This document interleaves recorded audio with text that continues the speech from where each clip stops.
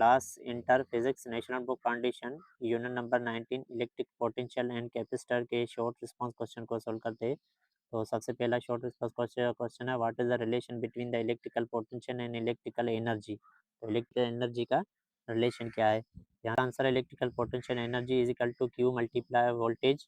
तो potential energy per unit charge is called to if you wish store large amount of energy in a capacitor bank would connect capacitor in series or parallel explain। तो कह रहा है कि अगर हम बहुत ही ज़्यादा अमाउंट में एनर्जी को कैपेसिटर के अंदर चार्ज करें और चार्ज करने के बाद आप कनेक्ट किस तरह से करोगे, पैरेलल के अंदर या सीरीज़ के अंदर।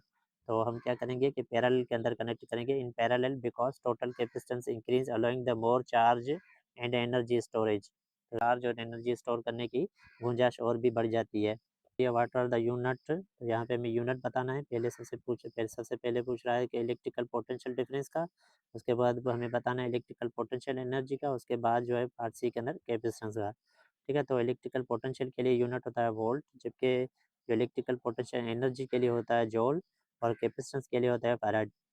For what is the net amount of charge on a capacitor. तो नेट जो होती है टोटल चार्ज क्या होगी कैपेसिटर पे, जो कि होगी ज़ीरो होगी, क्योंकि एक प्लेट पे जो है पॉजिटिव होगा, दूसरी प्लेट पे नेगेटिव होगा। जैसे ही हम कनेक्ट करेंगे तो फाइनल नेट हमें जो मिलेगा वो ज़ीरो मिलेगा।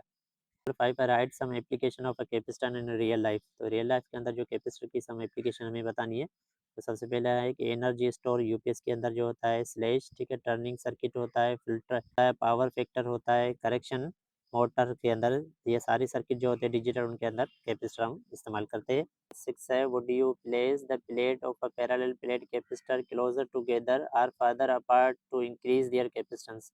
तो कह रहा है कि पैरेलल प्लेट कैपेसिटी के अंदर उन प्लेट को आप करीब से रखोगे या फिर उनको दूर दूर रखोगे। तो क्या करेंगे, उनको करीब करीब रखेंगे closer together because the capacitance is inversely proportional to distance, क्योंकि कैपेसिटेंस जो होता है इनवर्सली प्रोपोर्शनल होता है। क्वेश्चन नंबर 7 है, what do you mean by electro reception. Electro reception क्या है। तो यहाँ पे होता है the ability of some animal like shark और fish to detect the electrical field, इसको हम कहते हैं electro reception. Question number 8, if you were asked to design a capacitor in which small size or large size capacitor were required, what would you two most important factor in your design। ठीक है, तो अगर आपको design करना पड़े capacitor को, छोटा और बड़ा कैपेसिटेंस, तो आप क्या करोगे। तो सबसे पहले हम क्या करेंगे कि use dielectrical with high permittivity and keep plate separation very small with large area. ठीक है, तो हम क्या करेंगे, यूज़ करेंगे और उनके दरमियान स्पेस कम और एरिया ज़्यादा रखेंगे।